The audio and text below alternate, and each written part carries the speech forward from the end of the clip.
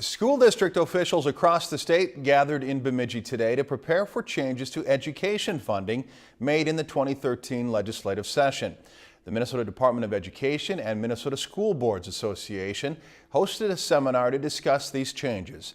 Jamil Donith explains how these changes will affect school districts in the region.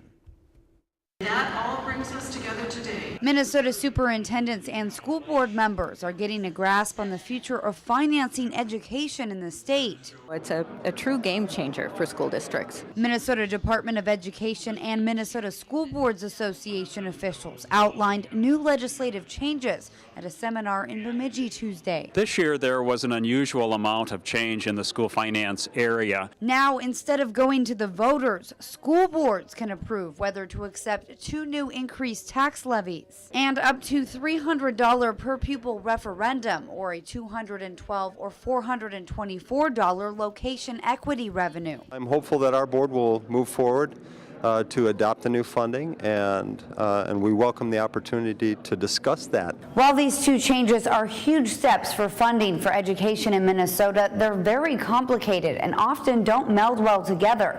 In fact, certain districts, when combining the two, lose revenue instead of gaining it. This is sort of a fair warning as we go and share this with the public that the rules are changing in education. While the location equity only applies to districts with 2,000 students or more, the referendum would help rural districts that may not have a levy in place. Hopefully this $300 levy that we can go for without being voter approved will work for us. We have tried to pass 3, I think, or 4 levies in the past, and we just can't get it done. Education officials say that the pros and cons of these changes apply differently to each district. School boards have to make a decision on this by September, so it's kind of timely to get out and visit with this and provide them information now. But either way, now the school board has the final say.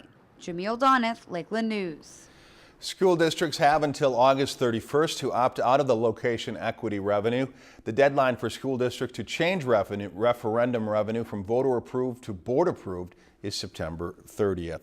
If you've enjoyed this segment of Lakeland News, please consider making a tax-deductible contribution to Lakeland Public Television.